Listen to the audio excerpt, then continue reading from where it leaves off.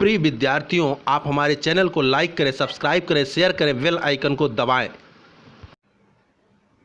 प्रिय विद्यार्थियों, मित्रों, आज हम बुद्धि सीरीज का तीसरा वीडियो लेकर के आपके समक्ष प्रस्तुत हो रहे हैं, जो बुद्धि मापन से संबंधित है। पहले वीडियो में हमने बुद्धि सीरीज के पहले वीडियो में हम लोगों ने बुद्धि क्या है, बुद्धि के प्रकार कौन कौन से हैं और बुद्धि की परिभाषा क्या थी।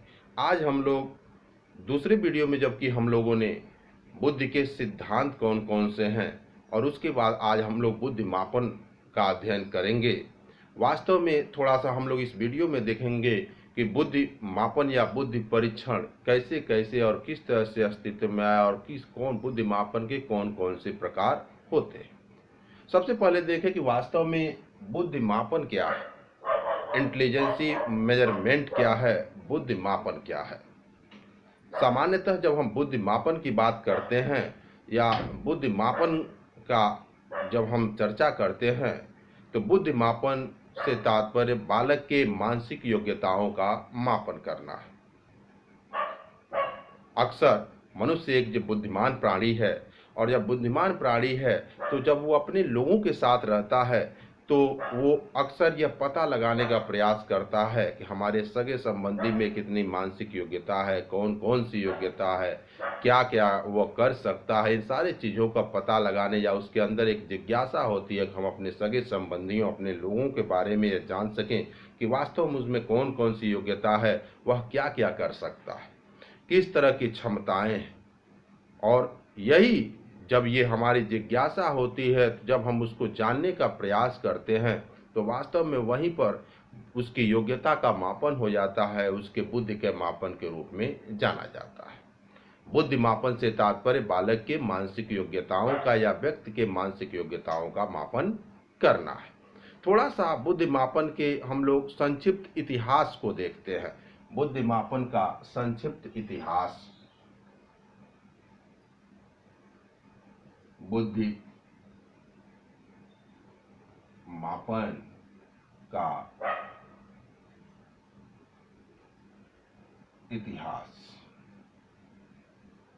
बुद्धि मापन का इतिहास हम लोग थोड़ा सा देखते हैं और इतिहास में सबसे पहला प्राचीन काल। वास्तव में बुद्धि मापन के इतिहास को हम 3 भागों में बांट करके देख सकते हैं, तभी आगे हम लोग बुद्धि के प्रकार को भी समझ पाएंगे। बुद्धि मापन के जब इतिहास की बात करते हैं तो प्राचीन काल, मध्यकाल और आधुनिक काल अर्थात 3 कालखंडों में बांट के जब हम देखेंगे बुद्धि मापन के इतिहास को, तभी हम समझ पाएंगे कि वास्तव में बुद्धि मापन कैसे कैसे गुजरा। सबसे पहले प्राचीन काल की बात करते हैं। प्राचीन काल वह समय था जिस समय बुद्धि मापन के लिए वैज्ञानिक कोई मापदंड नहीं था।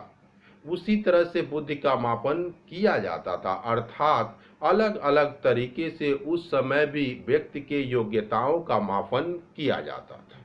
और वास्तव में उस समय जो युधिष्ठिर का यक्ष और युधिष्ठिर के बीच जो प्रश्न हुए थे, संवाद हुआ था, वो कहीं न कहीं बुद्धि मापन का एक उदाहरण था। केवल युधिष्ठिर और यक्ष का प्रश्न संवाद ही नहीं, उस टाइम जब कहीं न कहीं अर्जुन के द्वारा या अन्य राजाओं के द्वारा तेल में देख करके मछली के आंख में निशाना लगाना था, वह भी बुद्धि परीक्षण का ही एक सफल प्रयास था। उस टाइम भी बुद्धि का मापन किया जा रहा था। कहने का तात्पर्य है कि प्राचीन काल में कोई वैज्ञानिक बुद्धि परीक्षण नहीं थे, लेकिन फिर भी किसी न किसी प्रकार से व्यक्ति के योग्यता का मापन किया जा रहा था। या चाहे वह युधिष्ठिर और यक्ष का संवाद हो, चाहे वह अर्जुन के द्वारा तेल में देखकर मछली के आंख में मारने का प्रयास हो, ये कुछ ऐसे उदाहरण थे जो कहीं न कहीं बुद्धि मापन के क्षेत्र में या बुद्धि मापन का वैज्ञानिक नहीं, लेकिन फिर भी प्राचीन काल में बुद्धि मापन की ओर संकेत करते हैं। इतना ही नहीं, उस टाइम जो विश्वविद्यालय हुआ करते थे प्राचीन काल में, नालंदा, तक्षशिला, विक्रमशिला, वल्लभी, उन विश्वविद्यालयों में भी कहीं न कहीं बुद्धि मापन का था योग्यता। बुद्धि मापन परीक्षण होता था, बुद्धि का मापन किया जाता था, बालक से कुछ चीज़ें जाना जाता था और जानने के बाद ही उन विश्वविद्यालयों में जाने दिया जाता था। उसके बाद आता है प्राचीन काल के बाद से दूसरा मध्यकाल। मध्यकाल में बुद्धि मापन। प्राचीन काल के बाद से आया मध्यकाल, और मध्यकाल में भी बुद्धि मापन, यद्यपि जो यूरोप के कुछ देश थे वहाँ थोड़ी सी वैज्ञानिकता की शुरुआत हुई थी, लेकिन फिर भी एक चीज निकल के आता है कि मध्यकाल में भी बहुत कुछ ऐसा नहीं कहा जा सकता है कि वैज्ञानिक विधि का प्रयोग किया जा रहा था। हाँ, एक दो नाम आते हैं। उस समय एक नाम लेवेटर महोदय का आता है, और लेवेटर महोदय ने मुख आकृति विज्ञान नामक एक पुस्तक की रचना की थी, और उस मुख आकृति विज्ञान नामक पुस्तक की रचना के आधार पर उन्होंने कहा था कि चपटे नाक वाले और बड़े नाक वालों में कहीं न कहीं जो नाक की आकृति होती है उसके आधार पर भी बुद्धि का परीक्षण हो सकता है कि उनमें बुद्धि में अंतर पाया जाता। वही नहीं, मध्यकाल में वॉल्ट महोदय का नाम आता है। 1806 ईस्वी में वॉल्ट महोदय ने एक किताब की रचना की थी, जिस किताब का नाम था एंटामी एंड फिलॉसफी, और उस किताब में 1806 में एक किताब आई थी वॉल्ट महोदय का एक किताब आई थी, जिस किताब का नाम था एंटामी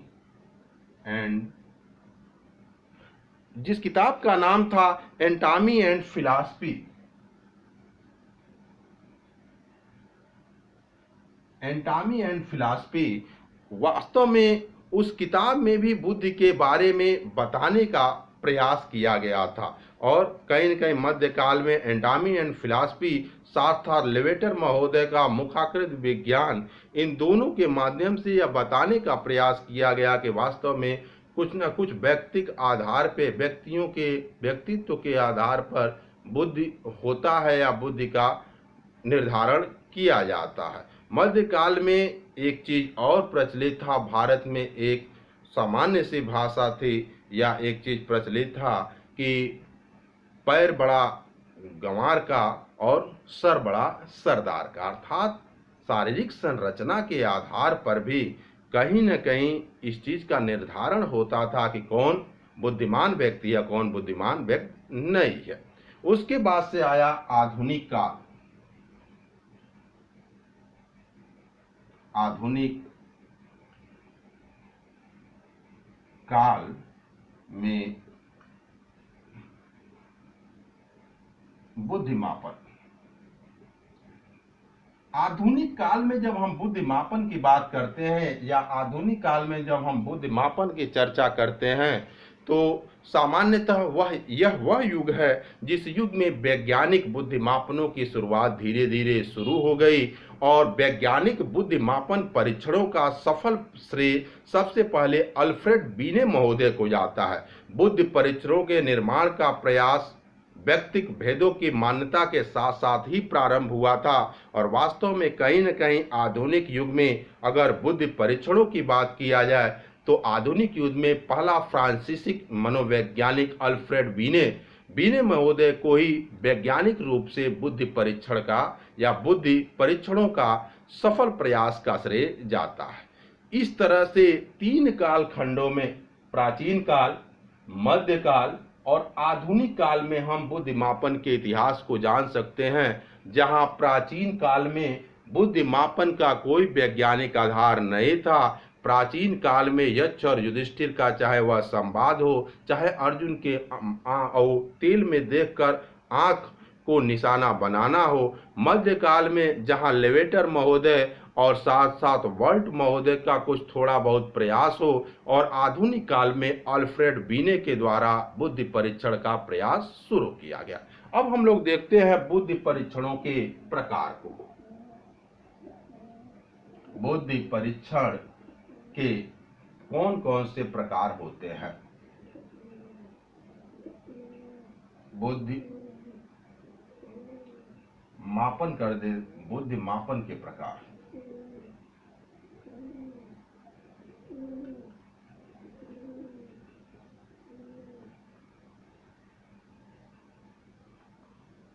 बुद्धि मापन के जब प्रकारों की बात की जाती है तो 3 प्रकार होते हैं। बुद्धि मापन 3 प्रकार से किया जाता है।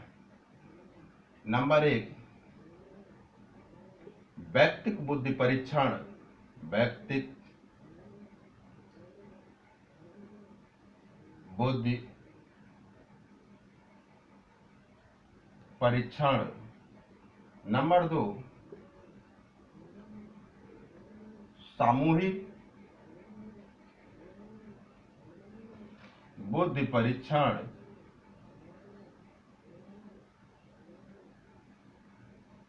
और नंबर 3, क्रियात्मक बुद्धि परीक्षण। क्रियात्मक बुद्धि परीक्षण। जब हम बुद्धि परीक्षणों की बात करते हैं तो बुद्धि परीक्षण या बुद्धि मापन के 3 प्रकार: व्यक्तिक बुद्धि परीक्षण, सामूहिक बुद्धि परीक्षण, क्रियात्मक बुद्धि परीक्षण। सबसे पहले हम लोग देखते हैं व्यक्तिक बुद्धि परीक्षण को। व्यक्तिक बुद्धि परीक्षण को सबसे पहले देखते हैं, फिर सामूहिक देखेंगे, फिर क्रियात्मक देखेंगे। व्यक्तिक बुद्धि परीक्षण के सफल प्रयास का श्रेय बीने महोदय को जाता है। बीने महोदय को जाता है। ये फ्रांस के मनोवैज्ञानिक थे। फ्रांस के मनोवैज्ञानिक बीने महोदय को जाता। अर्थात व्यक्तिक बुद्धि परीक्षण का सफल मापन का प्रयास करने का श्रेय अल्फ्रेड बीने महोदय को जाता है। व्यक्तिक बुद्धि परीक्षण के सफल या सर्वश्रेष्ठ बुद्धि परीक्षण का सफल प्रयास करने का श्रेय अल्फ्रेड बीने महोदय को जाता। 1890 का वह समय था जब पेरिस नगर के प्राथमिक विद्यालयों के प्रबंधकों ने उनसे कहा कि ऐसे बालकों का पता लगाने के लिए जो मंद बुद्धि हैं उनके लिए आप एक मापनी बनाइए, जिस मापनी से हम मंद बुद्धि बालकों को ग्रुप से छांट सके और उनके लिए अलग से एक स्पेशल या विशिष्ट विद्यालय का निर्माण कर सके, उन्हें विशिष्ट विद्यालयों में भेज सके। इसके लिए अल्फ्रेड बीने ने इस कार्य हेतु अपने सहयोगी साइमन से सहायता लिया और 1905 में उन्होंने एक परीक्षण मानक्रम बनाया या एक परीक्षण विधि बनाई जिसे बीने साइमन बुद्धि मानक्रम के नाम से जाना जाता है। यह परीक्षण 3 से 15 वर्ष के बालकों के लिए बना। 3 से 15 वर्ष के बालकों के लिए बना और इस परीक्षण के दौरान एक समय में एक व्यक्ति के बुद्धि का परीक्षण किया जाता है। अर्थात एक समय में एक व्यक्ति के बुद्धि परीक्षण के लिए बीने के द्वारा इस बुद्धि परीक्षण को, बीने साइमन के द्वारा इस बुद्धि परीक्षण को बनाया गया। इस परीक्षण में लगभग जो परीक्षण बनाया गया उन बच्चों को दिया गया हजारों बच्चों के, और जिन प्रश्नों को 60% से अधिक बच्चों ने उत्तर दिया उनमें से 6-7 प्रश्नों को निकाल करके एक प्रश्नावली का निर्माण किया गया और उससे यह कहा गया कि जिस प्रश्नावली में को सभी बच्चे उत्तर दे देंगे, ठीक ठीक से उत्तर दे देंगे, वही उसका मानसिक आयु मान लिया जाएगा। यह 10 वर्ष का बालक 8 वर्ष के लिए निर्धारित प्रश्नों का उत्तर दे देगा तो उसका मानसिक आयु 8 वर्ष मान लिया जाएगा। अगर वह 12 वर्ष के बच्चों का निर्धारित प्रश्नों का उत्तर दे देगा तो उसका उम्र 12 वर्ष या मानसिक आयु 12 वर्ष मान लिया जाएगा। बीने साइमन बुद्धि परीक्षण में कुल प्रश्नों की संख्या कितनी रखी गई? 54 रखी गई। अर्थात 54 प्रश्न बीने साइमन बुद्धि परीक्षण मापनी में रखे गए। 54 प्रश्नों को रखा गया। कम आयु के बालक अधिक आयु के बालकों के प्रश्नों का उत्तर यद्यप नहीं दे सकते थे, लेकिन फिर भी इस तरह की प्रश्नावली बनाई गई थी। बीने साइमन बुद्धि परीक्षण का सर्वप्रथम संशोधन जो हुआ वह वॉल्ट महोदय ने किया और उन्होंने उन 54 प्रश्नों जो बीने साइमन ने बनाया था 54 प्रश्नों का प्रश्नावली, उन 54 प्रश्नों के प्रश्नावली के जगह पर 65 प्रश्नों का एक प्रश्नावली बना दिया। अर्थात पहला संशोधन हुआ। दूसरा जो संशोधन हुआ वह स्टैंडरफोर्ड विश्वविद्यालय के मनोवैज्ञानिक टर्मन महोदय के द्वारा किया गया और टर्मन महोदय ने मौजूदा दोषों को दूर करते हुए 1916 में स्टैंडरफोर्ड बीने साइमन स्केल के नाम से एक मापनी बनाई। उससे पहले 1911 में ही बीने महोदय की मृत्यु हो गई थी और एक प्रश्न बना हुआ था कि वास्तव में इस मापनी को अन्य देशों में, बहुत उपयोगी मापनी था, तो एक प्रश्न बना हुआ था कि वास्तव में इस मापनी का प्रयोग अन्य देशों में कैसे किया जाए। और इसी के परिप्रेक्ष्य में स्टैंडरफोर्ड विश्वविद्यालय के मनोवैज्ञानिक एम टर्मन महोदय ने 1916 में इस मापनी में जो कमियां थी उसे दूर करते हुए इस मापनी को बनाया था। और इस मापनी में 90 प्रश्नों को 54 के जगह पे, जो बीने के 54 प्रश्न थे उसके जगह पे 90 प्रश्नों को रखा गया था। 19 प्रश्न तो उस मापनी से भी रखे गए थे, जिस बीने वाले मापनी से रखे गए। इसके साथ साथ टर्मन का जो बुद्धि परीक्षण बना था वह 2 से 14 वर्ष के बालकों के लिए बना था। व्यक्तिगत बुद्धि परीक्षण के बाद से आया सामूहिक बुद्धि परीक्षण। दूसरा सामूहिक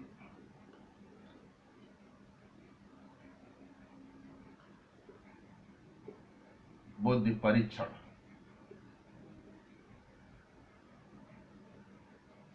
जब सामूहिक बुद्धि परीक्षण की बात हम करते हैं तो सामूहिक बुद्धि परीक्षण का अर्थ होता है एक साथ एक से अधिक बालकों के बुद्धि का मापन करना, अर्थात एक साथ एक से अधिक बालकों का बुद्धि का मापन किया जाए।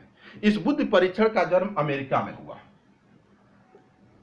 अमेरिका में हुआ कब हुआ? ये प्रथम विश्व युद्ध के समय, प्रथम विश्व युद्ध, ये 1914 से 1918 के मध्य, अर्थात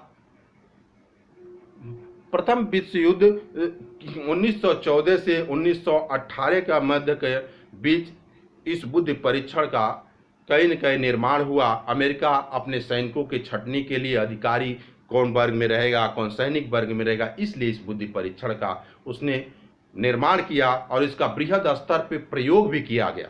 अधिकारियों को अलग वर्ग में छांटने के लिए, सैनिकों को अलग वर्ग में छांटने के लिए, इसके लिए इस बुद्धि परीक्षण को बनाया गया और इसका प्रयोग किया गया। इसमें 2 तरह के बुद्धि परीक्षण आते हैं। एक आता है आर्मी अल्फा परीक्षण, आर्मी अल्फा परीक्षण, और दूसरा आर्मी बीटा परीक्षण। आर्मी अल्फा और आर्मी बीटा। आर्मी अल्फा परीक्षण उनके लिए बनाया गया था जो पढ़े लिखे थे। इसे शाब्दिक बुद्धि या शाब्दिक सामूहिक बुद्धि परीक्षण के नाम से भी जाना जाता, अर्थात वे लोग जो पढ़े लिखे थे उनके लिए आर्मी अल्फा परीक्षण बनाया गया। इसका एक नाम शाब्दिक सामूहिक बुद्धि परीक्षण भी है। जबकि आर्मी बीटा परीक्षण उन लोगों के लिए बनाया गया जो अशिक्षित थे या खास करके अमेरिका में अंग्रेजी भाषा को नहीं जानते थे, उनके लिए आर्मी बीटा परीक्षण बनाया गया। इसे अशाब्दिक सामूहिक बुद्धि परीक्षण के नाम से भी जाना जाता है। जो आर्मी अल्फा परीक्षण है, शाब्दिक सामूहिक बुद्धि परीक्षण जिसको कहते हैं, इस प्रकार के परीक्षणों में शब्दों और संख्याओं का प्रयोग अधिक किया जाता है। अर्थात शाब्दिक सामूहिक बुद्धि परीक्षण, आर्मी अल्फा परीक्षण जो होता है, आर्मी अल्फा परीक्षण जो होता है वह शाब्दिक होता है, शाब्दिक बुद्धि परीक्षण। यह शाब्दिक बुद्धि परीक्षण होता है और इस प्रकार के परीक्षण में, इस प्रकार के परीक्षणों में शब्दों और संख्याओं का प्रयोग अधिक किया जाता है। इस परीक्षण में बालकों के शाब्दिक योग्यताओं का मापन किया जाता है। और ध्यान देने की बात है, इस परीक्षण में एक साथ बहुत से प्रश्न एक छोटी सी पुस्तिका में संग्रहित होते हैं और उस तरह से ये परीक्षण बना, जैसे रात का विलोम क्या है, पर्वत का विलोम क्या है, या पर्वत का अर्थ क्या है, इस तरह के प्रश्न बनाए जाते हैं। जबकि जो दूसरा है अशाब्दिक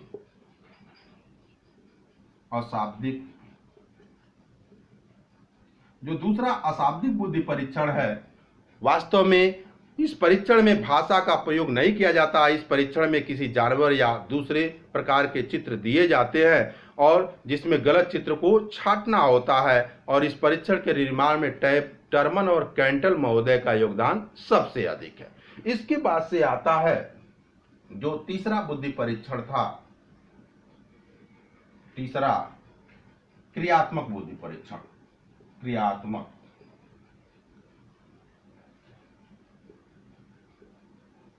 बुद्धि परीक्षण। क्रियात्मक बुद्धि परीक्षण, वास्तव में क्रियात्मक बुद्धि परीक्षण में 3 प्रकार होते हैं। नंबर 1 होता है चित्रांकन, नंबर 2 होता है चित्र पूर्ति, और नंबर 3 होता है भूलैया। क्रियात्मक बुद्धि परीक्षण उन लोगों के लिए था जो निरक्षर थे और इसके 3 पार्ट हुए, चित्रांकन बुद्धि परीक्षण, चित्र बुद्धि परीक्षण और भूल भुलैया परीक्षण। चित्रांकन बुद्धि परीक्षण, यह परीक्षण 4 से 10 वर्ष के बालकों के लिए प्रयुक्त किया जाता था। इस परीक्षण में बालक को पेंसिल और कागज दे दिया जाता था और उससे कहा जाता बाघ, घोड़ा, हाथी या अन्य चीजों का चित्र बनाओ, अर्थात चित्र एक बनाओ। इससे उसका बुद्धि का परीक्षण होता है। चित्रपूर्ति परीक्षण, बालक को चित्र कटा हुआ दे दिया जाता, आधा चित्र बना रहता था, आधा कटा रहता था और उसके आधार पर उससे कहा जाता इस चित्र को पूरा करो, अर्थात ये दूसरा चित्रपूर्ति परीक्षण।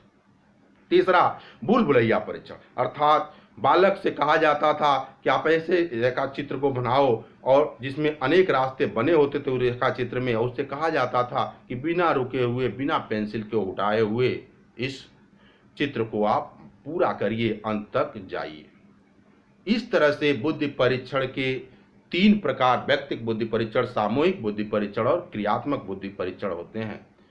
प्रिय विद्यार्थियों, मित्रों, सहपाठियों, आप हमारे वीडियो को शुरू से अंत तक देखें और उम्मीद करता हूं कि आप लोग देखेंगे, लाइक भी करेंगे, सब्सक्राइब भी करेंगे, बेल आइकन को दबाएंगे भी और साथ साथ आप हमारे वीडियो को अंत तक देखेंगे। उम्मीद करता हूं जो कमी होगी उसके लिए आप हमें कमेंट के माध्यम से बताएंगे भी, कमेंट भी करेंगे।